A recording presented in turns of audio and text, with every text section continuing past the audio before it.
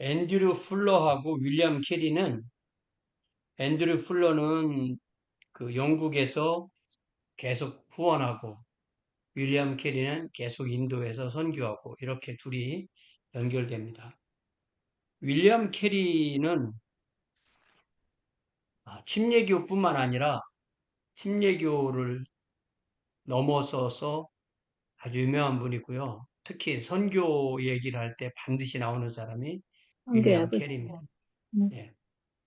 윌리엄 캐리를 부르는 말은 또 Father of Modern Missions, 근대 선교의 아버지 이렇게 불립니다. 윌리엄 캐리는 침례 교파의 한계를 떠나서 모든 기독교 세계에 의해 선교 열정으로 인하여 널리 알려진 인물이다. 이게 왜 유명한 거냐면요. 캐리가 유명한 이유는 이분이 자기 선교도 잘하고 그 다음에 선교 보고 선교 보고를 계속 편지를 써서 보내고 영국에 그리고 영국에서는 그것을 계속 또 전 음, 세계에 또 알린 거예요. 그 다음에 캐리가 한 대로 똑같이 하니까 되더라 이거예요. 이게 꼭 우리 사업으로 말하면 프랜차이즈하고 좀 다르긴 한데 프랜차이즈는 이제 중앙에서 통제하는 거잖아. 이건 통제는 아니고 그냥 그 방법을 공유했는데 되더라 이거예요. 음, 1761년 8월 17일 제가 1961년생인데 사실은 제가 1960년생인데 그때는 그 영아 사망률이 높아서 한 끝? 살 된 때 출생신고한 적이 많았잖아요. 그래서 제가 네. 사실은 지금 피지컬 에이지는 66세예요. 근데 이제 리갈 에이지가 65세니까 오늘이 4월 1일이니까 제가 그 이제 메디케어 되는 나이가 돼서 오늘 메디케어로 뭐 안과병원도 다녀오고 여러 군데 가서 등록도 하고 이렇게 했습니다. 근데 지금 보니까 윌리엄 캐리가 나보다 200살이 많네요. 그러니까 200년 전뿐이다. 이게 60년생이면 이게 세기를 이렇게 넘어가면서 하는 거잖아요. 저도 전 세기를 40년 살고 후 세기를 그 다음 세기를 또 이렇게 살고 있는 중인데 1761년 8월 17일 영국의 노샘프턴주 작은 농촌 마을인 폴로스 퍼리의 국교도 가정에서 태어났다. 이게 이런 얘기가 꼭 나오는 이유가 배경을 좀 알면 좀 도움이 되니까 그러는 겁니다. 아버지는 식물업을 하면서 동시에 자선학교 교장이었고 윌리엄은 어릴 때부터 식물학에 관심이 많았다. 고교를 졸업한 후 14살이 되던 해 아버지의 뜻에 따라 고향 근처 피딩턴에서 당시 아주 유망한 직종이었던 재화공의 견습생이 되었다. 네, 견습생. 캐리는 19세 되던 해, 그러니까 약 한 5년이 뚝 지나간 거예요. 존 와르라는 비국교도의 영향으로 제가 지난번에 찾아본다고 하고 깜빡 까먹었는데 찾아봤는데 잊어먹었나 봐요. 이 음, 캐리가 회심하는 데 도움을 준 이 존 와루는 비국교도인데 어느 비국교도인가? 비국교도면 여러 가지 중에 하나일 거란 말이에요. 그거 음, 찾아볼게요. 윌리엄 와, 해리가 9세에 회심하도록 도운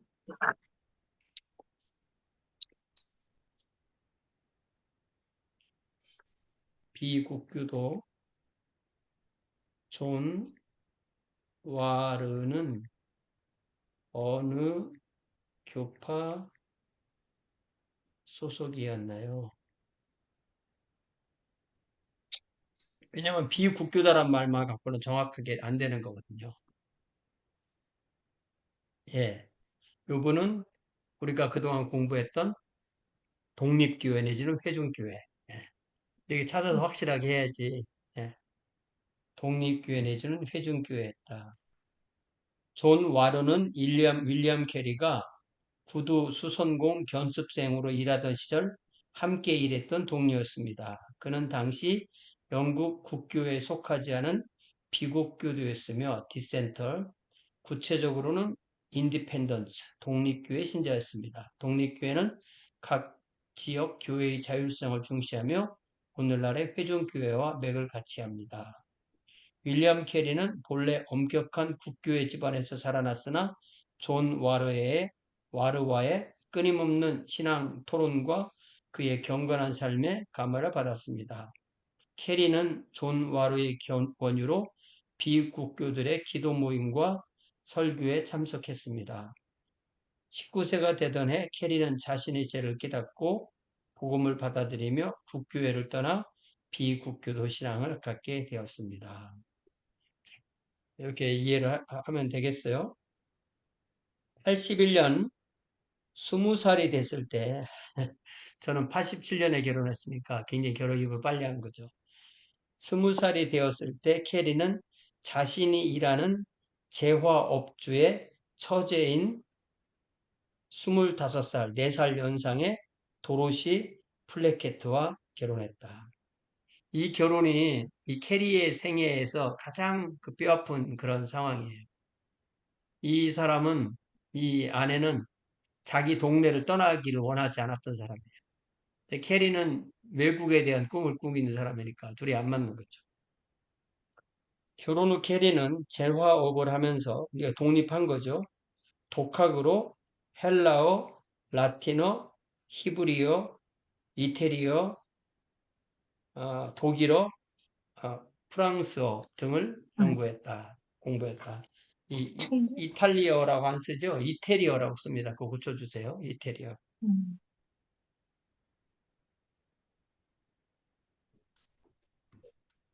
이 시기에 그는 한때의 질병으로 대머리가 되었다. 거기 대머리가 된 사진 거기 나오죠.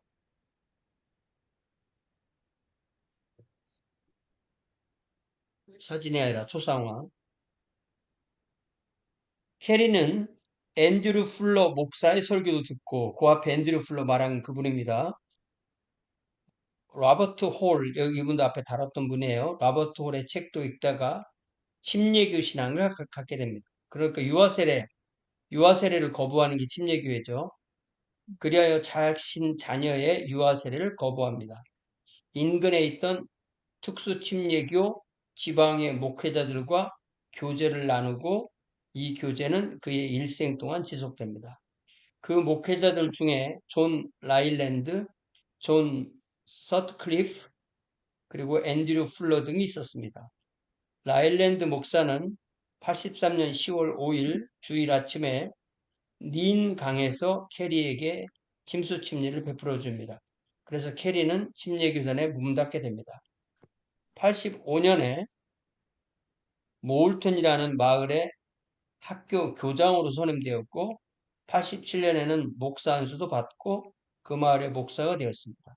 캐리의 친구들은 그를 초청하여 설교 기회도 주고 그와 교제도 나눕니다. 당시 계속 언어 공부에 주력하여 헬라어, 프렌치, 독일어, 라틴어, 네덜란드 등을 정복할 정도로 언어의 은사가 있었다. 이거죠. 당시 영국은 존 웨슬리와 조지 휘필드의 사역으로 인한 부흥이 휩쓸고 있었을 때였고 또 당시 캐리는 미국의 조나단 에드워즈, 데이비드 브레이너드 등의 글을 읽습니다. 그러니까 이 존 웨슬리, 조지 휘필드, 또 조나단 에드워즈, 데이비드 브레이너드 등은 캐리보다는 앞선 세대 사람들인 거죠. 영국 정부는 제임스 쿡 선장에게 태평양 항해를 하도록 함으로써 지리상의 발견에 커다란 발전을 이룹니다. 결과 영국 내에서 비기독교 세계에 대한 관심이 증대되었습니다. 캐리는 1786년, 그러니까 아직 목사 안수도 안 받았을 때예요. 87년에 안수받았으니까 특수침례교회 목회자들의 모임에서 선교의 의무에 대하여 강조하는 발언을 했습니다. 이때 한 나이 많은 목사는 그에게 이렇게 응수하였다고 합니다. 이 목사님이 이, 라이밴드 막 하나요? 이 캐리에게 침례를 준 그 목사님일 수도 있어요. 음, 그렇다니다 말이 많습니다. 자, 젊은이 자리에 앉게나 만약 하나님께서 이교도들을 개종시키기를 기뻐하실 때가 되면 자네나 나의 도움이 없이도 얼마든지 하실 수 있을 걸세. Young man, sit down. When God pleases to convert the heathen, he will do it without your aid and mine. 이게 정확하게 고등 칼뱅주의 신앙이에요. 인간이 끼어들어서 하나님 선교에 참여하면은 이건 하나님의 영광을 가르치는 거니까 사람은 최대한 하지 말아야 됩니다. 이거는 아, 그냥 손바닥으로 눈을 가리고 태양이 없다고 말하는 똑같은 거죠. 성령은 일하시지만 성령은 거의 99% 사람과 일하기 때문에 사람이 불순종하면서 하나님이 하실 거라고 말하는 것은 하나님을 우롱하는 그런 행위가 되는 겁니다. 89년 레이스터라는 마을에 하울비 레인 침례교회 목회자가 되었고 또 재화공으로 일하면서 계속 공부합니다. 3년 후인 1792년에 캐리는 이교도들을 회심시키기 위한 수단을 사용할 그리스도인의 의무에 대한 질의서 On Inquiry into the Obligation of Christians to use means for the conversion of the heathens. 여기 means라는 이 단어가 영어로 방법. 이게 방법이라는 의미예요. 예. 그래서 이방인들을 회심시키기 위한 방법을 사용해야 될 그리스도인의 의무에 대한 질의서. 이게 그러니까 한국말하고 영어하고 이렇게 어순이 달라요. 이거를 완전히 뒤집어 번역해야만 정확하게 한국말로 의미가 들어옵니다. 이 저서를 통해서 이교도 선교를 위한 자신의 열정과 선교에 대한 구체적인 방법을 제시합니다. 여기 방법을 써라는 거죠. 그는 이 책에서 이교도 개종을 위해 그리스도인이 사용할 방법은 바로 전도와 선교다 이거죠. 이 책은 또한 다음의 내용을 포함하였습니다. 세계의 많은 이방 나라 속에 그 나라에 대한 선교 역사 속에 선교 사역이 계속되어야 될 필요성 강조. 캐리의 가장 중요한 강조점은 그리스도의 이걸 요새는 지상 명령이라고 번역하지 않고 지상 위임이라고 번역합니다. 지상 위임. 음, 지상 명령은 요한복음 13장에 서로 사랑하라. 이걸 지상 명령이라고 하고 마태복음 28장 19, 20절은 지상 위임, 주님께서 우리에게 맡겨주신 것에서 커미션, 위임이라고 번역합니다. 음, 은 오늘날에도 마땅하며 마땅히 따라야 한다는 것이다. 이게 그 유명한 사도들에게 준 명령인데 왜 우리가 따라야 돼요? 그건 사도들이 하는 거지. 우리는 사도가 아니에요. 이런 핑계에 대해서 우리는 사도는 아니지만 사도에게 주었던 사명이 우리에게 왔기 때문에 우리는 사도적 사명을 가진다. 아포스톨릭 미션 이렇게 이해를 하는 거죠. 같은 해인 1792년 5월 31일 특수침례교회 목사들의 모임, 이 지방입니다. 지방에서 캐리는 이 폐회설교를 맡게 되어서 이사야 54장 2절부터 3절 말씀, 내 장막터를 넓히며 내 초소에 휘장을 아끼지 말고 널리 펴되 너의 줄을 길게 하며 너의 말뚝을 견고히 할지어다. 이는 내가 좌우로 퍼지며 내 자손은 열방을 얻으며 황폐한 성읍들을 사람 살 곳이 되게 할 것임이라. 이게 결국은 땅과 사람 이야기잖아요. 모든 성경의 이야기는요. 이 땅을 내 자손에게 주리라. 땅과 사람 이야기예요. 그러면 항상 땅보다 중요한 것은 사람이에요. 네.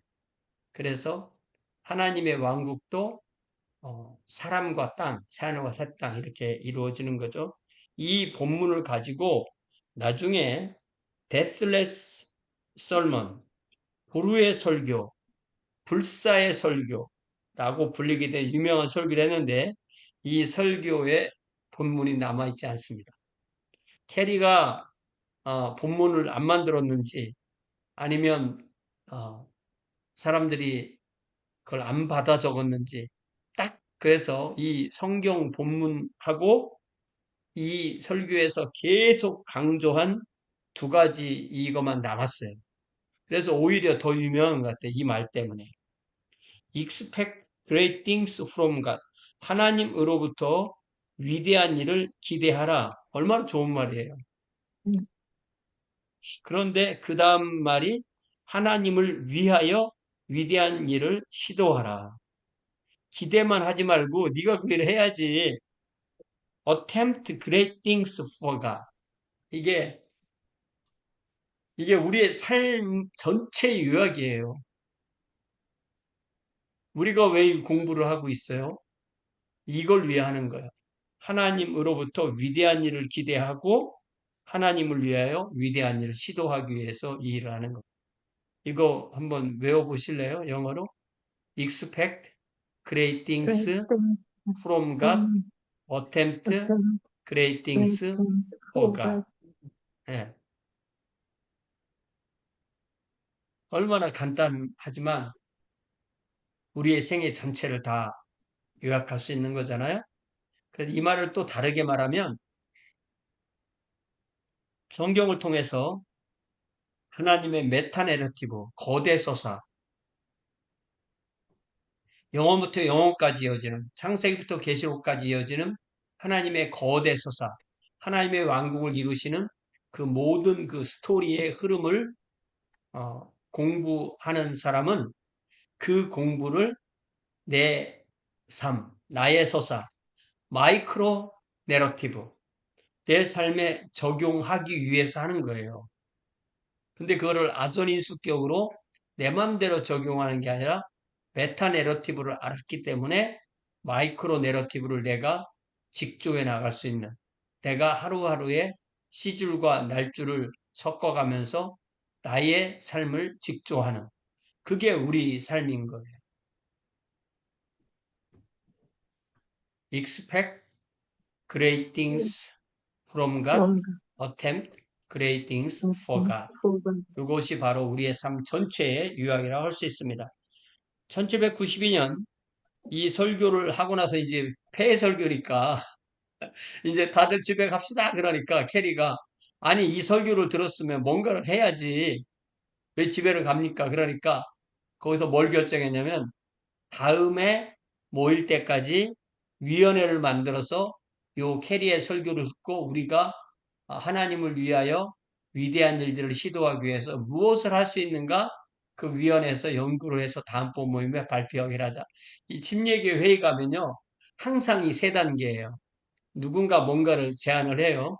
그러면 그것을 합시다라고 결정하면 그것을 연구할 위원회를 또 구성해요. 그 위원회한테 1년 동안 연구해서 다음번 총회 때 발표하라고 하고 총회 때 발표하면 그것을 그 자리에서 결정해서 그것을 행하는 거예요. 그러니까 뭔가 그레이트 아이디어가 나와도 최소한 1년은 기다려요. 그러니까 교회는 사업체가 아니기 때문에 굉장히 늦게 가요. 굉장히 늦게 가지만 아주 특히 침례교회는 회중 정치이기 때문에 한 회의할 때 보면요. 한 2만 명이 모여서 회의를 해요. 직접 민주주의로. 그러면 교회 목사님들 안수집사님 쭉 오셔서 그 한 2만 명 앉아있는 곳곳에 마이크를 놓고 누군가 발언 기회를 얻어서 발언을 하면 그거를 이제 위원회를 만들어서 그걸 연구해서 다음번 해에 그것을 실행할 수 있도록 그렇게 하죠. 그래서 이 설교에 응답하여 즉각 영국 투스 침례교회 침례교 이교도 복음 전파 협회 Baptist Society for Propagation the Gospel Among the Heathen 이것이 2000년에 이름이 좀 더 짧게 바뀌었는데 Baptist Missionary Society World Mission으로 개칭되었습니다. 이 선교회 핵심 인물은 이 모임의 총무가 된 앤드류 풀러 목사입니다. 그러니까 앤드류 풀러는 보내는 선교사, 윌리엄 캐리는 가는 선교사 이렇게 되는 거죠. 93년 캐리가 32살이 되었을 때 선교회의 파송으로 인도 선교사로 가게 됩니다. 그의 아내는 아이들 걱정으로 인해 캐리에게 협조하려 하지 않았습니다. 그래서 처음에는 캐리가 가족 떼어놓고 그냥 혼자 가려고 한국에 갔어요. 그랬는데 배가 캔슬돼서 안 떠나는 바람에 집에 와서 아내 아, 동의를 다시 거의 뭐 억지로 얻고 그래서 아내하고 자녀들하고 처제 그리고 이미 캘커타에서 의료 선교 활동을 하던 잔 토머스 박사 등과 함께 선교팀을 꾸려서 배를 타고 1793년 11월 인도 항구 도시 캘커타 요즘은 캘커타라는데 콜카타, 옛날에는 캘커타라고 하는데 지금은 아, 콜카타, 그 인도식 발음으로 뭐 콜쿠탄가 뭔가 그런 식으로 발음하죠. 콜카타. 네. 그런데 당시 인도는 영국의 동인도 회사 브리티시 이스트 인디아 컴퍼니의 점령하에 있었고 동인도 회사는 캐리의 선교사역에 절대 반대하는 입장이었습니다. 캐리는 본국으로 추방되는 것을 면하기 위해서 내륙으로 이동했다가 말라리아로 인하여 아들 피터를 잃게 됩니다. 설상가상으로 아들을 잃은 아내는 정신질환에 걸리게 되고 그녀가 죽을 때인 1807년까지 이 질병으로부터 치유받지 못하고 집에 거의 갇혀 살았어요, 부인이. 그러니까 캐리가 얼마나 스트레스가 많았겠어요.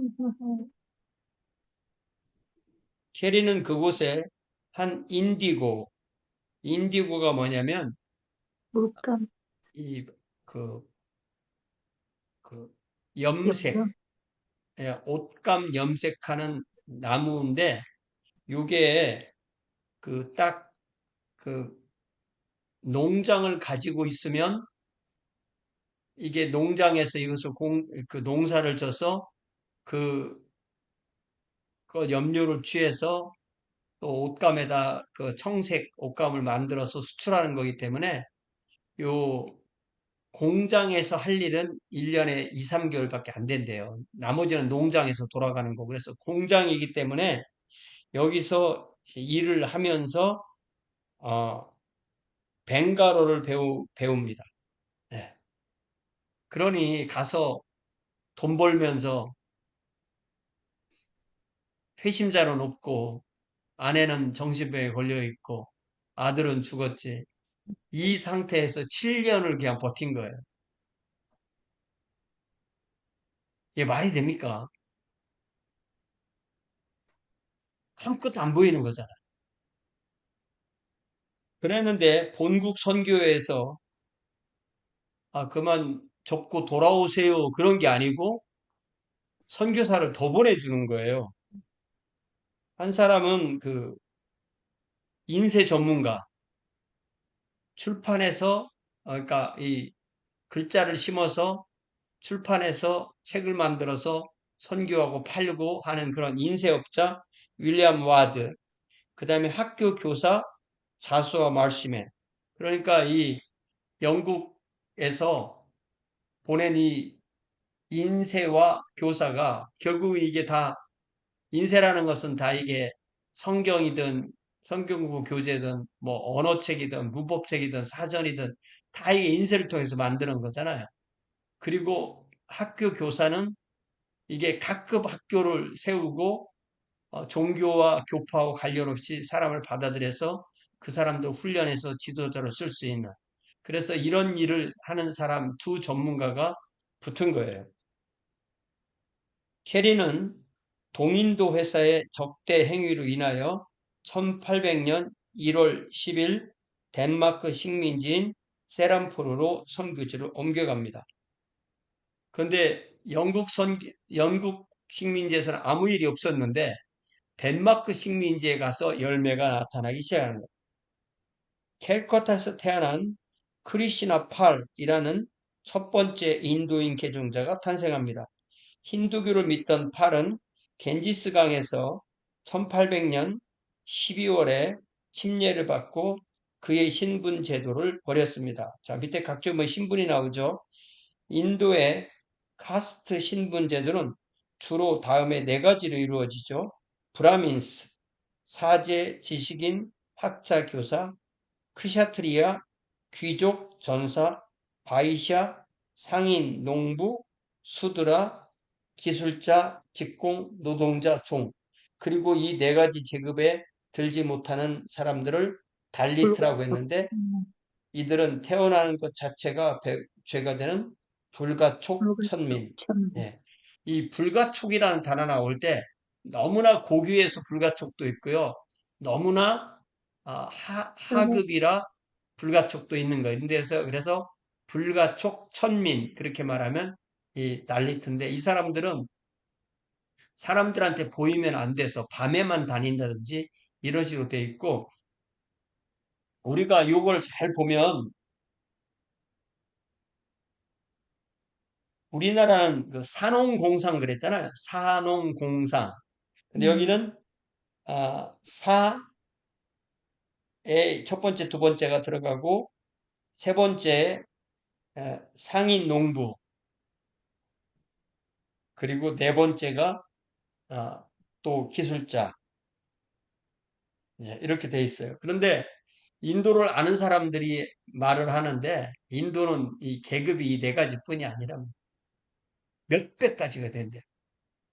그리고 이름만 보면 다 안 돼. 그리고 우리가 미국에 살다 보면 인도 사람들을 자주 만나게 되는데 인도 사람들을 만나면요 기분 나쁠 정도로 자존감이 세죠 이 사람.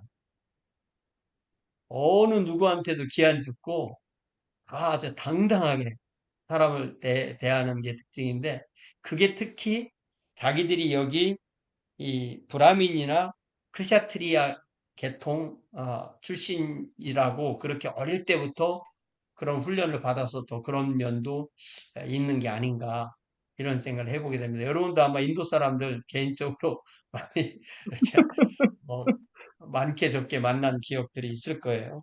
자, 첫 번째 개심자가 바로 크리시나 팔이었는데 힌두교를 믿던 팔이 겐지스강에서 1800년 12월에 침례를 받고 그의 신분 제도를 버립니다.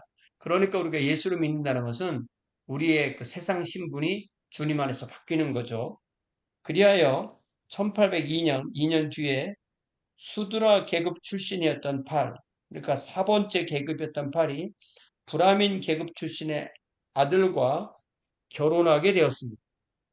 어, 팔이 카스트 제도와 우상 숭배를 거부하자 2천여 명의 군중이 그를 재판장으로 끌고 가기도 했습니다. 그러나 이 결혼을 통하여 기독교는 인도의 카스트 제도를 분명하게 반대한다는 것을 공적으로 보여주게 됩니다. 팔은 그 후 20여 년 동안 복음을 전했습니다. 이, 이, 이 크리스나 팔 그러면 이 사람은 또 인도 기독교 역사에서 아주 유명한 사람인 거예요. 예. 우리가 이렇게 살짝 얘기하고 지나가지만 이분이 쓴 찬송가도 있고 막 이분이 쓴 역사책도 다 있고 그렇더라고요.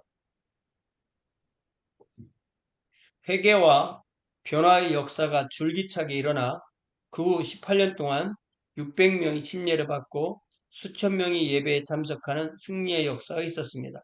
1814년까지 20개 교회를 설립했고 세람포르 부흥이 일어날 수 있었던 것은 바로 합심 동역에 있었습니다. 캐리와 워드와 말씀에는 세람포르 삼총사, 세람포르 추리오라고 그렇게 불렸고 23년간 팀을 이루어 서로 긴밀한 사랑의 교제를 힘을 얻으며 믿음의 역사를 이뤘습니다. 이분들은 거의 공동생활했어요. 네. 그리고 아까 그 토머스 의사 있잖아요. 처음에 같이 출발했던 토머스. 이분은, 존 토머스 이분은 가서 몇 달 살아보니까 이분이 돈을 하도 막 마음대로 써가지고 그냥 선교에서 이렇게 탈퇴되고 말았어요. 그러니까 이게 경험이 없다 보니까 캐리도 당한 거죠. 이런 그 전문 사기꾼한테 당한 겁니다. 캐리와 그의 선교팀은 수많은 인도어, 벵갈어, 산스크리트어 등 인도어, 인도 방언, 중국어, 미얀마어, 말레이어 등 무려 44개의 언어로 성경을 번역 출판합니다. 아, 캐리는 또 인도 주요 언어의 문법적도 저술하고 출판합니다. 이분은 아주 어릴 때부터 언어에 관심이 많았으니까. 예. 본국의 선교회는 부흥하는 교회를 위하여 목회자를 양성하도록 하기 위하여 1818년 세람포르 대학을 설립하도록 합니다. 이 대학은 또한 많은 일반 학과를 설치하여 신분, 신앙, 국적에 관계없이 공부를 할 수 있도록 하였습니다. 그리하여 9년 후 1827년 덴마크 왕 프레드릭 4세, 킹 프레드릭 디4스는 이 대학에서 학위를 줄 수 있도록 허락하므로 세란포로 대학은 아시아에서 처음으로 학위를 주는 대학이 됩니다. 그러니까 이게 그 1827년에 인도의 대학대원 대학이 생기게 된 거죠. 또 캐리는 캘커타 대학의 동양 언어 교수로 30년 동안 가르칩니다. 자, 아내 얘기를 해보면 캐리의 아내 도로시는 1807년에 사망합니다. 그동안 캐리는 정신질환의 아내를 돌보며 놀라운 선교 사역을 계속해 왔습니다. 자, 그러니까 열매를 얻기 시작한 것이 1800년이라고 했죠? 아닌가? 네, 1800년. 네. 1800년. 네. 1800년에 첫 개종자가 탄생했다고 그랬죠? 그러니까 첫 개종자가 탄생하고도 7년 동안 더 있었던 거예요. 아내가. 도로시 사망 후 캐리는 1년 후에 샬롯 루모어와 재혼합니다. 근데 샬롯은 또 21년에 사망하고 캐리는 23년에 그레이스 휴스와 세 번째로 결혼합니다. 캐리는 34년에 73세 일기로 사망해서 세람폴에 묻혔고 그레이스는 바로 1년 후에 사망. 제가 왜 이렇게 결혼 얘기를 써놨겠어요?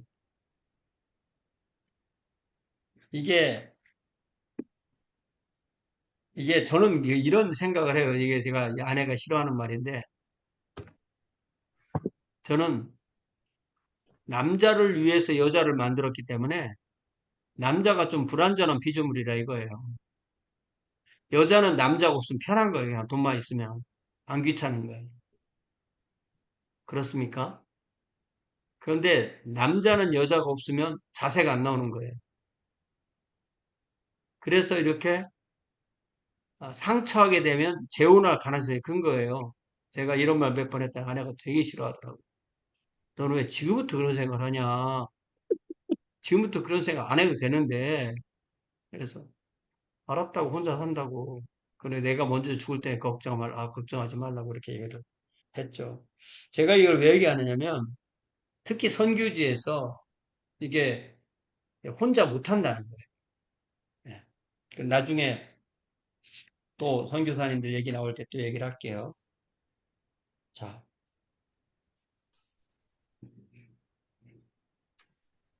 그의 영향은 선교뿐만 아니라 언어학, 교육,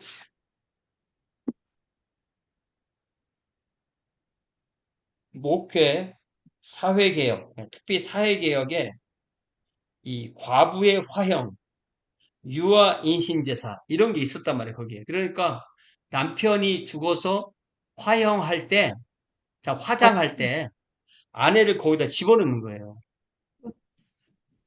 이거 사티. 사티라고 부르는데 음, 이거 오늘날까지 이걸 하는 경우가 있나 봐요. 우리 옛날에 순장이라는 게 있잖아, 순장. 예, 이, 있었죠. 이 사티는 이게 그 자기 아내가 얼마나 남편을 사랑했으면 따라 죽으려고 하나. 그게, 이런 걸 만들어서 우리 옛날에 그 연료문 같은 거 있잖아요. 연료문. 그 남편이 네. 일찍 죽고 나서 혼자 청산과부로 살았다. 그래서 그녀를 기념하기 위해서 연료문을 세우고 기념한다. 이런 거잖아요. 근데 이게 상당히 그 꾸며진 이야기일 수가 있는 거예요. 이런 과부를 그 남편 장례에 같이 그 불에 집어넣는 것도 이게 본인이 원하는 게 아니라 거의 밀어넣는 식으로 그렇게 분위기를 만드는 거라고 하더라고요. 그리고 나면 그 여자 가족이 다 잘 되고 또 남자 쪽에서 많이 도와주고 이런다. 우리 집안은 이렇게 남편을 따라 죽은 그런 충성스러운 부인을 만든 거다. 이런 얘기를 들은 적이 있습니다. 또 유아 인신 제세도 있고, 예. 그래서 인도라는 나라가 지금 인구도 세계에서 제일 많다고 하잖아요. 거기다가 인도, 파키스탄, 방글라데시 이렇게 더하면 인구가 20억도 넘을 거란 말이에요. 그러면 세계 뭐 아무리 말해도 80억이라고 하면 4명에 1명은 인도, 파키스탄, 방글라데시 사람입니다. 원래 이때 그 영국이 했을 때는 파키스탄, 방글라데시가 다 없었던 나라들이잖아요. 이걸 생각하면 이 인도라는 나라가 얼마나 크고 대단한 그 인도 쪽이 많고 거기다 뭐 중앙아시아 또 그다음에 지금 중동 전쟁하는 중동 이런 데 생각하면 이 아시아가 얼마나 인구가 많은 쪽인가를 더 많이 생각할 수가 있는 거죠. 이런 데서 두드러지게 나타나고 그의 사역에 자극을 받아서 생긴 것들이 런던 선교회, 스칼랜드 선교회, 글라스고 선교회, 글라스고도 스코틀랜드죠. 네덜란드 선교회, 교회 선교회, 영국 해외 성소공회, 미국 해외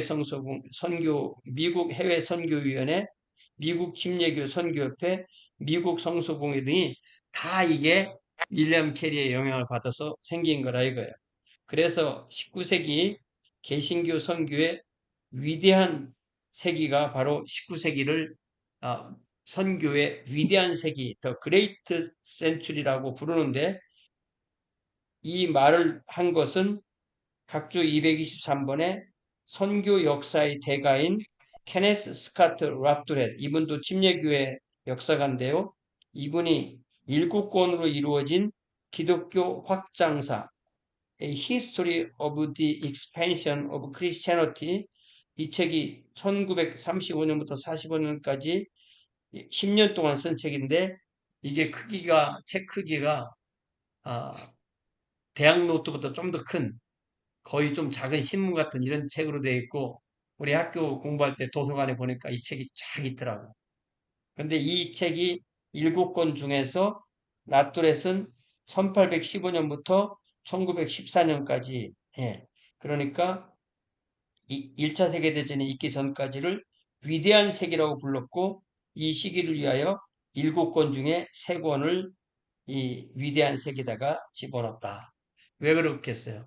이때가 지리상의 발견과 이 식민지의 확장과 선교가 이게 서로 맞물려 있는 거예요. 그러나 우리가 잘 보면 알다시피 선교사들이 식민지의 앞잡이는 아니었다는 거예요. 그런 사람들도 있었겠죠. 그러나 보통은 본국에서는 이 선교사들을 아주 귀찮아하는 거예요. 왜냐하면 선교를 하면 사람들이 언어를 이제 선교사들이 글을 만들어 주니까 글을 알게 되고 그러면 사람이 계몽이 되고 계몽이 되면 자유의 개념이 생기고 그러면 식민지에서 독립하려는 그런 게 생기기 때문에 이 선교사들을 싫어합니다.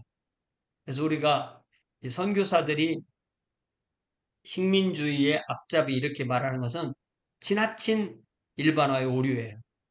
그렇게 이해하면 그는 맞는 경우도 있지만 맞지 않는 경우가 더 많습니다. 그래서 이렇게 앤드류 풀러의 복음주의, 칼뱅주의와 윌리엄 캐리의 선교 정신이 합해져서 침례교회의 선교 기반이 만들어집니다.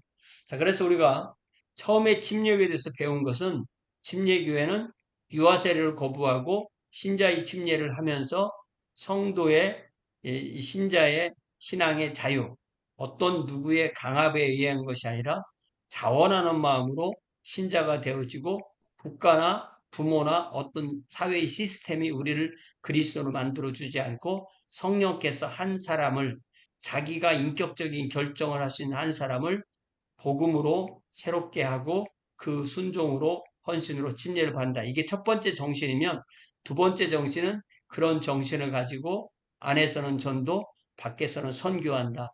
그 선교에 처음으로 드러난 사람이 앤드류 풀러와 윌리엄 캐리인데 앤드류 풀러는 보내는 선교사, 윌리엄 캐리는 선교지로 간 선교사 이렇게 된다.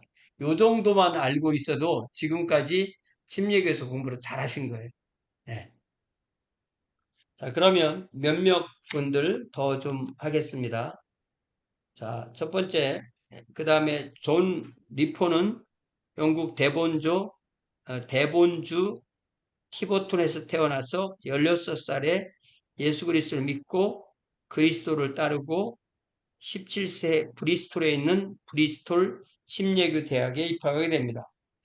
자, 브리스톨, 그 각조에 보면 브리스톨 침례교 대학은 신교 관용령이 내려지기 10년 전인 1679년에 설립된 침례교 대학입니다. 그러니까 그 전까지는 이 신교 관용령이 생기고 난 이후에는 대학을 못 가고 그랬는데 그 전에 일찍 대학을 세워서 침례교 대학이 있었고 여기에 그래도 요 사람이 갈 수 있었다.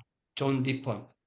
리폰은 73년 21살의 나이로 런던에 있는 잔길 목사의 후임으로 선정되었고 길 목사처럼 박식하진 않았지만 그의 설교는 생생하고 다정하고 인상적이었다.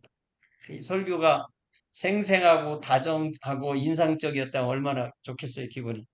예. 곧 그는 유명한 목사가 되었고 많은 부자가 그의 교회에 모여들었습니다. 그리하여 그의 교회는 비국교들의 교회들 중에서 가장 부유한 교회 중에 하나가 되었습니다. 리포는 자신의 교회 재정을 최대한 선교에 투자하였고 그리하여 해외 선교에 지대하게 공헌하였습니다. 리포는 1790년 침례교 연감을 발행하여 선교사들의 편지 자료 등을 수집하였고 이게 나중에 귀한 역사 자료가 됩니다. 리포는 73년부터 1833년까지 64년 동안 그 교회에서 사역했습니다. 한 교회에서 63년. 예. 은퇴라는 게 없으니까 젊을 때 목사가 되어서 죽을 때까지 하는 거예요. 그가 사망하던 해인 1833년에 그 교회는 뉴팍 스트리트로 이주했고 이 교회에 1854년 그러니까 21년 후에 19살의 찰스 헤돈 스펄전이 가서 사역했고 그러니까 이 찰스 헤돈 스펄전 이전에 그 교회에 이 잔 리펀이라는 목사님이 계셨었다. 이렇게 기억하시면 될 것. 그 다음에 조셉 아이비 메이.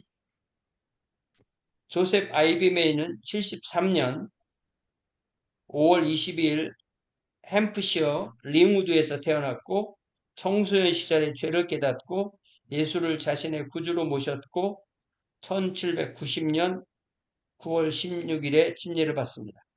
아이비 메이는 1805년 1월 16일 런던의 레드 라이언 스퀘어에 있는 이글 스트리트 교회의 목사가 되었습니다.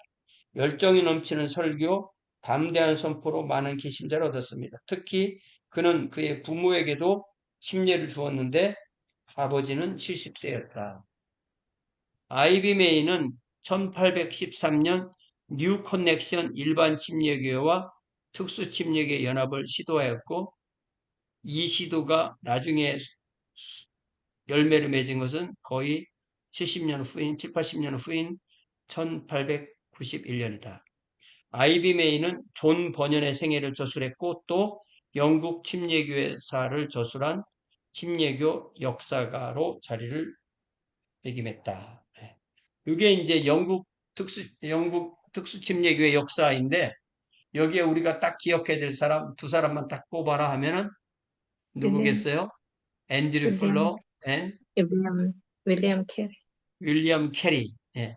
제가 그 학부가 아니라 대학원, 한국에서 대학원 졸업할 때 쓴 졸업 논문이 앤드류 풀러에 관한 졸업 논문이었어요.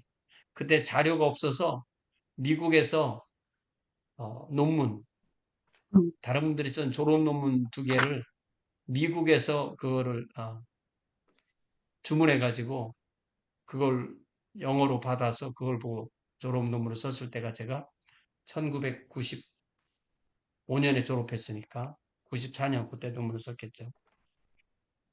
자, 그러면 이 미국의 침례교회는 어떻게 발전했느냐? 특히 이제 독립과 관련돼서 어떤 일들이 있었는가?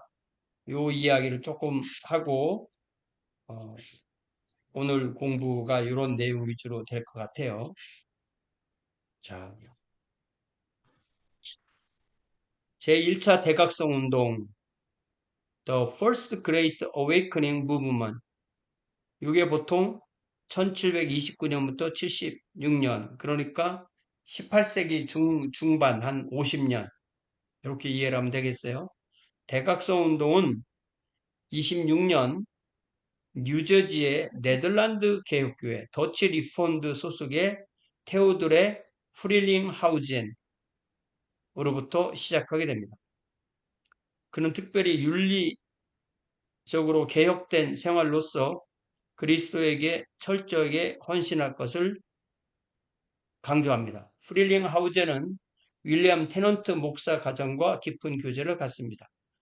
펜실베이니아 주의 필라델피아 북쪽에서 장로교 목사인 윌리엄 테넌트는 1726년 신대륙 최초의 장로교 신학대학원인 통나무 대학을 설립합니다. 로그 칼리지,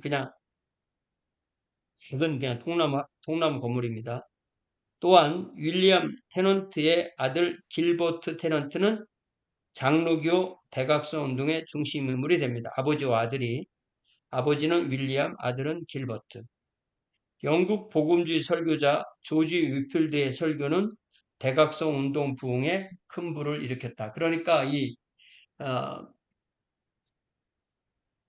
조지 휘필드는 영국 사람인데 미국에 7번 방문해서 이렇게 대각성 운동을 일으켰다. 그래서 나중에 결국은 미국에서 죽어서 무덤이 미국에 있다. 이렇게 우리가 기억하고 있어요. 자, 뉴잉글랜드. 지난번에 공부할 때 뉴잉글랜드는 이게 주 이름이 아니라 지금 미국의 동북부 주 6개, 7개를 말하는 거라겠죠. 6개. 뉴잉글랜드의 대각성 운동은 매사추세츠주 노샘프턴 회중교회 목사인 조나단 에드워즈에 의해 1733년에 시작되고 확산됩니다. 이 조나단 에드워즈를 이로 조나단 에드워드 이렇게 하는 사람이 있어요. 저는 그 반대예요. 분명히 D하고 S가 붙으면 영어 미국 사람들한테 읽으라고 해도 에드워즈 이렇게 읽지 에드워드 그렇게 읽는 건 아닌 것 같아요. 근데 조나단 에드워드 이렇게 하는 사람이 있어요. 저는 그건 좀 아닌 것 같아요. 저로서는. 이분은 1703년생이고 뉴잉글랜드 지역 코네티컷주의 이스트 윈저에서 회중교회 목회자인 티모시 에드워즈의 11번째 자녀인데 11자녀인데 5번째이고 독자다. 그러니까 애들을 11명을 낳는데 아들은 딱 하나 낳는데 그때가 5번째가 조나단이었다. 이거.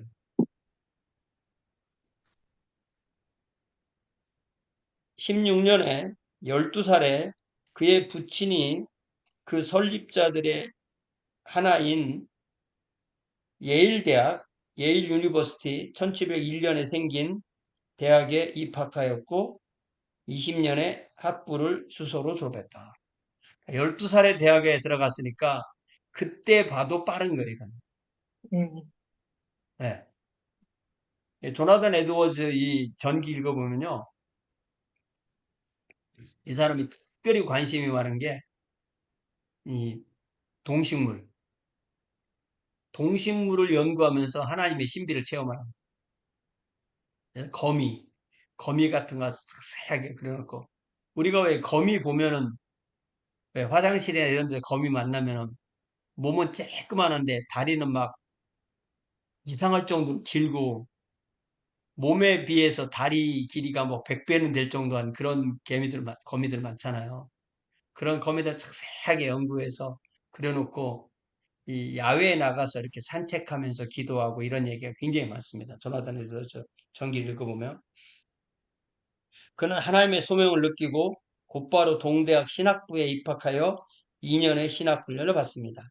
그리고 22년에 뉴욕의 한 장로교회에서 목회 사역을 시작하고 24년에 모교회 강사로 초빙이 됩니다. 에드워즈는 26년에 예일대학 강사직을 사임하고 외할아버지, 그러니까 어머니의 아버지죠. 외할아버지인 솔로몬 스토다드가 목회하는 노세푼턴 교회의 청비를 받았습니다. 한동안 외조부와 동역하다가 이거 찾아볼게요.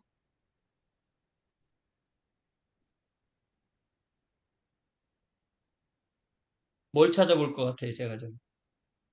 이 솔로몬 그래도 스토다드가 몇 년에 돌아가셨나? 그걸 안 써놨잖아요. 예. 뭐라고 1720. 물어볼까? 조나단 에드워즈가 동역한 솔로몬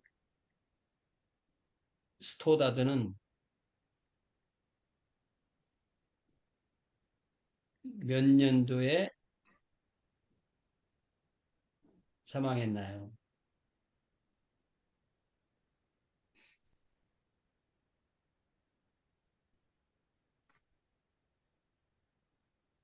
스토다드의 저 생애를 보면 되는 거죠. 음,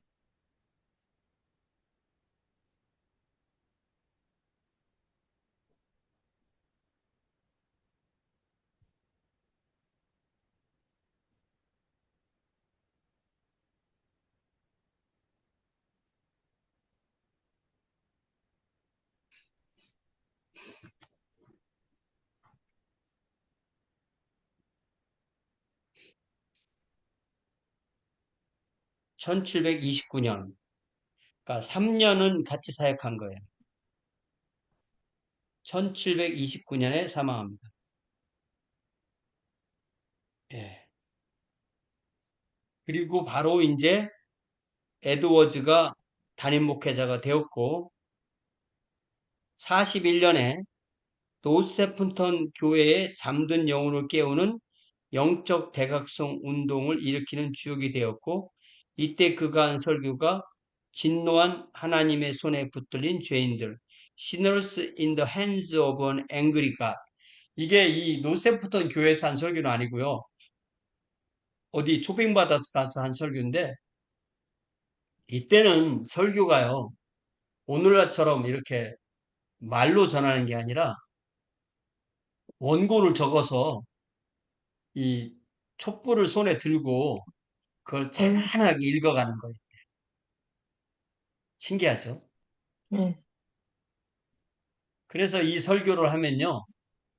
사람들이 이 설교를 들을 때 예배당 의자 있잖아요. 그걸 피우라고 하는데 예배당 의자에서 떨어지면 그게 바로 요- 지옥행이라고 생각해서 설교를 들으면서 예배당 의자를 확 붙들고 안 떨어지려고 그렇게 했다는 말이 있을 정도로 이게 거의 저주에 가까운 그런 설교인데 그런 설교를 듣고 사람들이 회심을 한 거예요. 음, 이게 잘 생각해 보면 지옥이 없으면 천국도 없는 거예요.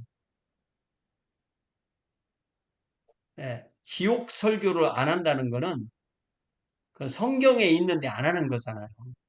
음, 지옥이 없으면 예수님도 필요가 없는 거예요.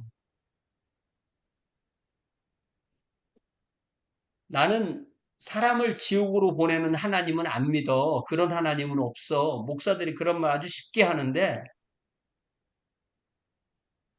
그런 사람도 별로 안 좋아해요. 저는 그냥 성경에 있는 대로 설교합니다. 성경 요한계시록 20장에 보면요. 분명히 예수의 이름으로 생명책에 그 이름이 기록되지 않은 사람은 지옥으로 간다고 돼 있어요. 그대로 설교하면 되는 거예요. 예. 에드워즈는 대각성 운동의 지도자가 되었고 신앙에서 모든 감정주의를 거부하는 자들에게 반대하면서 동시에 감정주의를 남용하는 자들에게도 대항하여 그가 진정 부흥운동 곧 하나님의 역사라고 느낀 것을 주장하였고 그 변증서가 신앙 감정에 대한 논문 A Treatise Concerning Religious Affections 라는 책을 또 쓰게 됩니다. 이게 뭐냐면 너무 열광주의도 아니고 너무 냉소주의도 아니고 그 중간선이 분명히 있다 이거죠. 저는 어디에 속할 것 같아요? 저는 소방수에 속합니다. 불을 떼는 쪽에 불을 끄는 쪽에 속해서 저는 뭐 한 번도 방언 기도로 기도해 본 적도 없고요. 그렇게 뭐 소리 지르면서 뭐 길길이 날뛰면서 기도하고 그런 스타일이 아닙니다. 그런데 저 같은 사람만 있는 건 아니죠. 정반대의 사람도 있습니다. 그는 목회자로서 교인들에게 고결한 삶을 살 것을 요구했습니다. 이것은 그가 오직 성도, 즉 진정한 택자만이 주의 만찬에 참여해야 한다고 믿었기 때문입니다. 그는 더 이상 방만한 견해를 따르지 않고 이 원칙에 따라 행동합니다. 그러나 1750년, 30년 동안 목회하던 그의 교회에서 조나단 에드워즈는 결국 주의 만찬 논쟁으로 성도들과 비극적 마찰을 경험하면서 교회를 사임하게 됩니다. 이게 또 특이한 거죠. 그리하여 51년에는 매사추세츠 스탁브리지로 이주해서 지역교회를 그냥 단임 목회자가 아닌데 동시에 도와주면서 원주민 선교사로 사역하게 됩니다. 그러다가 7년 후 58년에 오늘날의 프린스턴 대학, 이 프린스턴 대학이 그 로그 칼리지가 발전한 대학이에요. 제가 알기로는 이 프린스턴 대학의 전신인, 그러니까 로그 칼리지가 뉴저지 대학이 되고 뉴저지 대학이 프린스턴 대학이 되는데 그 대학의 총장이 되었습니다. 네, 진짜 영전이죠. 그런데 취임 5주 만에 천연두 예방접종 부작용으로 54세의 나이에 하나님의 부름을 받게 됩니다. 이게 오늘날도 이 예방주사 맞으면 안 된다. 어? 코로나 백신 맞으면 안 된다. 우리 여기 혹시 이 중에도 그런 분 있으셨어요? 나는 코로나 예방주사 그거 맞으면 안 되는 거라고 생각해요. 안 맞았다. 저는 그 어떻게 하면 빨리 맞을까 해서 어떻게 맞다 보니까 토요일 날 맞은 거예요. 토요일 날. 그런데 괜찮다고 생각했는데 토요일 날 저녁 때 오니까 뭔가 으시시하더라고요. 주일 날 간신히 설교하고 이를 악물고 설교하고 사무실에 가서 누워서 있는데 아 아내가 또 뭐 밥 사오라고 자기도 같이 맞아갖고 그게 둘이 동시에 맞으면 안 되겠더라고요. 서로 떨어져 맞아야 되는데 둘이 동시에 맞아 같이 아프니까 그러다가 아, 그날 저녁 때 갑자기 뭐 음식이 당기더라고 맞고 그 다음 날 아침 깨끗하게 나았죠. 그런데 어쨌든 이 예방주사 부작용으로 이 코로나 예방주사도 그 예방주사 부작용으로만으로도 생명을 잃거나 하는 분들이 있었는데 벌써 이게 조나단 에드워즈가 이 예방주사를 맞고 돌아가신 해가 1758년이니까 이게 그 천연두라는 것이 이게 처음으로 생긴 이 백신인 거잖아요. 영국에서 만든 거죠. 네. 이 누구죠? 이름이 그 천연두 예방주사 만든 사람이 갑자기 또 이름이 생각이 안 나네. 예. 제너? 이름이 뭐죠? 갑자기 생각이 안 나네.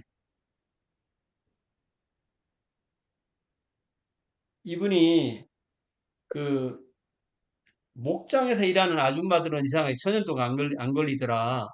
그걸 보고 이게 뭔가 연구가 있다는 거를 알고, 예, 제너, 에드워드 제너. 영국의 의사 제너는 소외 전염병인 우드에 코우팍스에 걸렸던 낙무업 종사자들이 천연두에 걸리지 않는다는 사실을 주목했습니다. 그는 우드에서 추출한 고름을 사람에게 접종하는 우드법을 개발하여 현대 면역학의 기초를 쌓았습니다. 이렇게 되는 거죠. 그래서 천연두가 어, 거의 유일하게 에,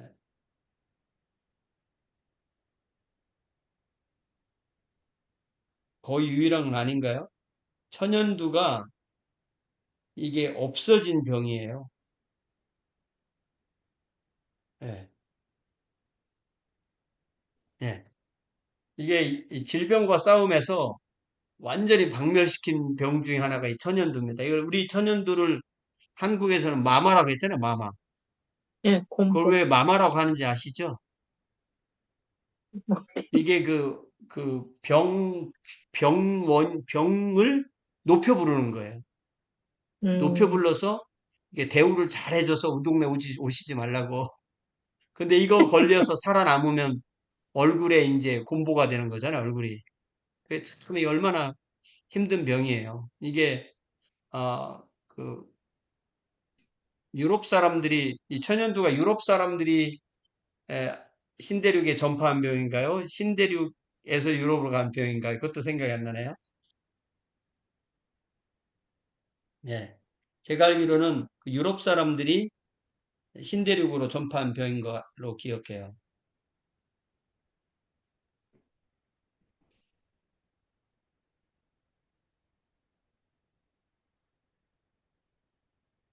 아, 이게 또 거꾸로 알고 말하면 안 되니까. 예, 천연두는 유럽인에 의해서 신대륙에 전파되었고 인류 역사상 가장 비극적인 사건 중에 하나입니다. 이 병도요, 이게 다 전파 경로가 있어요. 제일 유명한, 제일 무서운 전염병은 아, 흑사. 흑사병이죠. 흑사병. 음, 이것도 사실은 뭐 몽골에 의해서 뭐 유럽에 전파되었다고 얘기하지만 잘 보면 인류 역사에 그전에도 계속 있었다는 그런 게 있어요. 예. 어쨌든 제 얘기는 뭐냐면 이분이 그 위치에 그 나이에 천연두 예방 주사를 맞고 그 부작용으로 돌아가셨다. 이게 참 안타까운 얘기죠. 예. 음, 뭐라고 뭐 길게 얘기할 수 없는. 예. 그런데 우리가 정말 조심해야 되는 말이 뭐냐면요. 하나님의 뜻이다는 말 정말 조심해야 돼요. 예, 예. 그런 말 하면 안 되는 겁니다. 쉽게 말하면. 예. 그래서 우리가 욥기를 읽어보면 욥의 친구들의 말이 틀린 말이 하나도 없어요. 맞는 말입니다. 다만 욥에게는 맞는 말이 하나도 없다는 거예요. 욥의 경우하고는 하나도 안 맞는 거예요. 예, 안 맞아. 로또야. 왜 이렇게 안 맞나 몰라. 그런 말이 있듯이 이 이 욥의 친구들이 욥하고 같이 앉아서 일주일 동안 울 때는 아무 문제 없었어요. 말해서 뭔가 도움을 주려고 할 때부터 문제가 생긴 거예요. 예. 그래서 우리가 말을 하지 않는 게 오히려 도움이 될 경우도 많이 있다. 네. 이때 부흥운동에 동반하여 많은 육체적, 감정적 현상들이 일어났고 회중교회인 보스턴 제일교회 목사인 찰스 촌씨를 위시하여 부흥운동에 반대하는 운동도 일어났고 부흥운동 반대자들은 나중에는 결국은 유니테리언 신학으로 이 회중교회가 거의 사라지도록 만났다. 이 유니테리언은 하나님만 신이고 성령은 하나님의 능력이고 예수는 피조물일 뿐이다라고 말하는 여호와의 증인하고 비슷한 그런 신앙인데 이 유니테리언하고 유니버설리스트는 지옥은 유기징역이다. 지옥은 커렉셔널 센터다. 교도소다. 언젠가는 지옥이 다 텅텅 비게 되고 사탄도 회개할 거다. 이게 유니버설리스트 만인 구원론이라는 그런 신학이에요. 근데 이 두 개가 둘이 합해서 유니테리안 유니버설리스트가 교회를 만들었고 지금도 미국의 대도시에 어디나 보면 이 교회가 있습니다. 저는 유니테리언, 유니버설리스트, 저는 기독교라고 생각 안 하고 기독교 계통 이단이라고 생각하고 저는 그런 신학에 대해서 반대합니다. 자, 뉴 잉글랜드 부흥운동에 가장 혜택을 입은 교파가 침례교회였다. 침례교회는 어떤 식으로 혜택을 받느냐면요. 회중교회가 대거 부흥운동에 참여해요. 부흥운동에 참여하고 회심하고 보니까 회중교회로 돌아갈 수가 없는 거예요. 왜? 거기는 유아세례 인정하지 국가교회잖아요. 그러니까 유아세례 인정 안 하고 신자의 침례, 신자의 자발성, 또 성도의 자발적 모임 이걸 된 데를 보니까 그게 바로 침례교회인 거예요. 그러니까 대거 은혜를 받고 돌아간 교회가 침례교회다.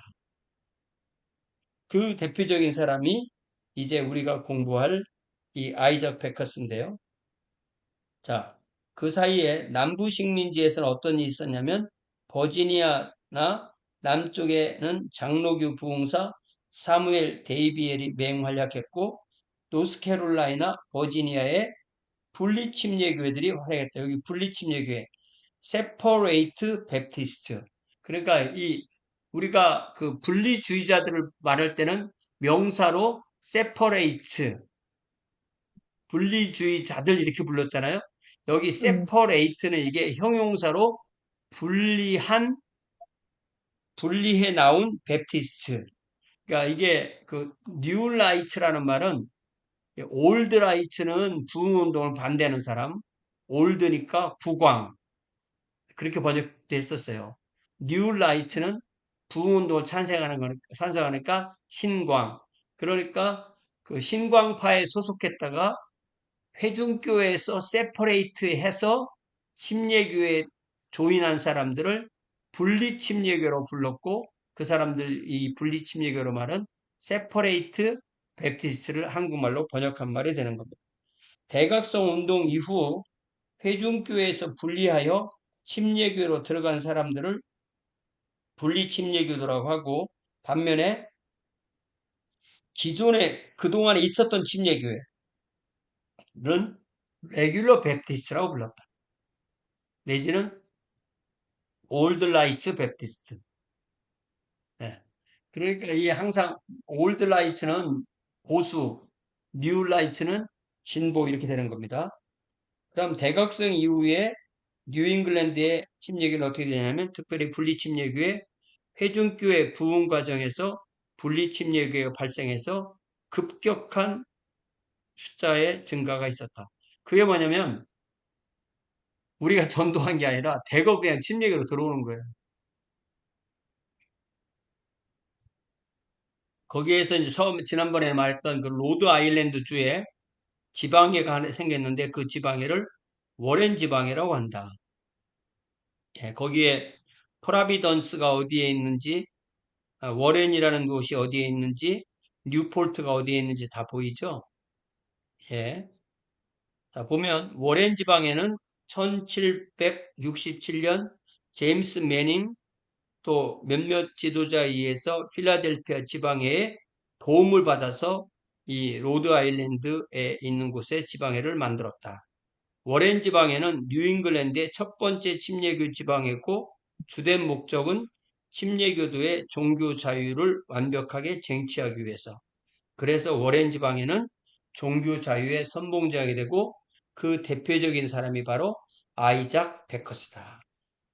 아이작 베커스 1723년에서 1806년 아이작 베커스는 1724년 코네티컷주의 노리치에서 탄생하고 41년에 대각성 운동으로 회심하여 46년에 분리회중교회 첫 번째는 회중교회 분리회중교회 그 다음에 분리침례교회 이렇게 가는 거예요. separate 이게 separatiste라고 쓰는 얘기는 separate Congregationalist Church. 이게 separate일 것 같아요. 찾아볼게요. separatist라고 쓰면 안 되는 거.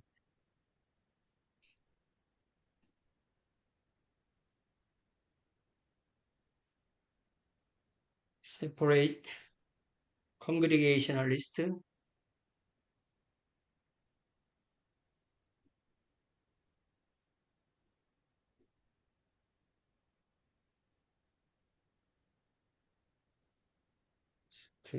Church.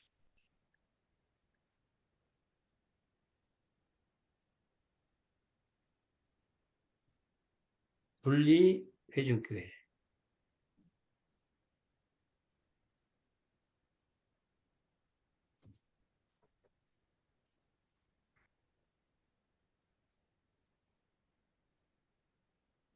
예. 그 separatist가 아니고 separate 이렇게 써야 돼요. separate congregationalist church. 그러다가 51년에는 본인이 침수 침례를 받고 56년에 매사추세츠주 미들보루 침례교회의 담임 목사가 됩니다. 매사추세츠 주에서는 회중교회가 국가교회였기 때문에 비국교들은 벌금형과 감옥형을 받습니다.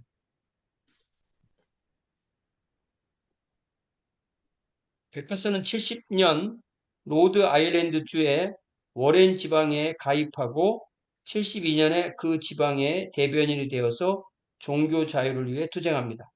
73년에 전한 설교, 종교 자유를 위한 공개 청원, 오늘날의 억압에 저항하며 On appeal to the public for religious liberty against the oppressions of the present day는 베커스의 종교 자유를 위한 투쟁을 잘 드러내고 있습니다. 그는 뉴 잉글랜드의 역사, 침례교도라 불리는 그리스도인의 교파에 대한 특별한 언급이라는 역사책도 씁니다. 아이작 베커스가 쓴 책인데 이름이 A History of New England with particular reference to the denomination of Christians called to the Baptists, containing the first principles and settlements of the country. 세 권짜리고 보스턴에서 1777년부터 96년에 나온 저서. 이 저서에서 분리주의 침례교 설교자가 1150명이었다고 그렇게 썼습니다. 그러니까 이게 다 회중교회 사람들인데 침례교를 넘어온 사람들이 이렇게 많았다는 거예요. 자, 특별히 이 아이적 베카스가 최고 많이 한 게 뭐냐면, 잘 들어보세요. 지금부터 교과서에 이 강의 밑에 없는 거 제가 설명해 드릴게요. 이 미국의 이 독립운동한 사람들이 영국을 대상으로 했던 가장 유명한 운동이 바로 뭐냐면, 대표 없는 과세 없다 이거예요. 대표 없는 과세 없다. 이게 무슨 얘기냐면, no tax, no representatives. 이게 뭐냐면 영국 사람들이 본국에 있는 영국 사람들이 너희들은 돈을 내, 세금을 내. 그럼 우리가 너희들의 말을 해줄게. 그러니까 이 식민지 사람들은 우리 얘기를 왜 니들이 하는데? 이렇게 되는 거예요. 그게 식민지의 서러움이잖아요. 그러니까 돈은 내. 그렇지만 너희들은 너희들의 대표를 본국에 보낼 수가 없어. 그래서 이 옛날에는요, 옛날 그 그리스나 이런 데 보면요, 노예는 이 참정권이 없는 거예요. 왜 없을까요? 세금을 안 내니까 참정권이 없는 거예요. 평민들도 참정권이 없는 경우가 많았었는데, 펠레폰네소스 전쟁 같은 거 하다 보니까 거기에 평민들이 노자비로, 노자비, 노 젓는 사람으로 참여해서 국가를 세우고, 펠로폰네소스 전쟁이나 아니면 페르시아 전쟁, 이런 데 참여하고 나서 평민들, 가난한 사람들에게도 세금을 낼 돈이 아니라 군사력으로 그렇게 해서, 어, 그, 회원권, 투표권을 얻는 거예요. 미국도 이 여성이 투표권을 얻은 것은 1920년대잖아요. 그러니까 이 참정권이라는 것은 사실은 오늘날에는 그냥 18살이 넘으면 누구나 투표권을 주지만 옛날에는 이 투표권이라는 것이 상당히 세금을 낼 수 있는 능력의 사람에게 준 거예요. 그래서 그전에는 세금을 많이 내면 한 사람이 만약에 10표 이렇게 할 수 있는 그런 제도도 있었던 거예요. 자, 그런데 그렇게 영국을 상대로 독립운동을 펼치는 너희들이 침례교회한테 말을 할 때 너희들이 11조 세금을 내서 우리 회중교회 목사들을 먹여 살려야 돼 라고 말하는 게 말이 되냐. 이게 앞뒤가 맞는 얘기냐. 영국한테는 우리가 우리의 대표를 뽑을 수 없으면 세금도 안 내겠다고 말하는 사람들이 니들 목사 먹이라고 왜 내가 가서 예배도 안 드리고 설교도 안 듣고 나를 위해 기도를 해주는 목사도 아닌 사람을 위해서 11조를 내야 되느냐. 그거 우리는 안 낸다.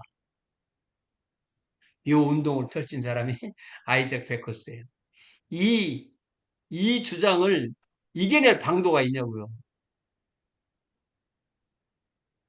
예. 그게 이 아이작 베커스의 핵심 사상입니다. 이때가 이제 미국이 독립할 때죠.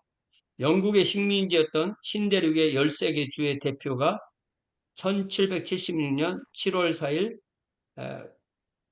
모여서, 이게 필라델피아인가요? 거기서 모여서 미국 독립선언을 선언서를 채택하는 거죠.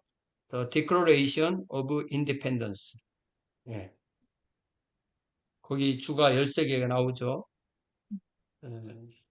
거기 그 매사추세츠주, 뉴햄프시어, 또다시 매사추세츠, 로드아일랜드, 코네티컷, 뉴욕, 펜실베이니아, 뉴저지, 델라웨어, 메릴랜드, 버지니아, 노스캐롤라이나, 사우스캐롤라이나, 조지아. 이게 그 뒤에 있는 얇은 선은 오늘날의 지도고 처음에 독립할 때의 지도는 이렇게 돼 있었던 거예요. 해안 위주로 발전하게 되는 거죠. 그러나 독립선언이 있은 후 8년 동안 8년 동안 13개 주는 13개 주가 영국에 대항하여 독립전쟁. 이게 우리가 이 독립전쟁이라고 보통 한국 사람들은 외우지만 미국 사람들이 이것을 미국 혁명, 아메리칸 리볼루션이라고 불러요. 이게 뭐 산업혁명, 또 뭐 프랑스 대혁명, 미국 혁명, 이걸 혁명이라고 불러요.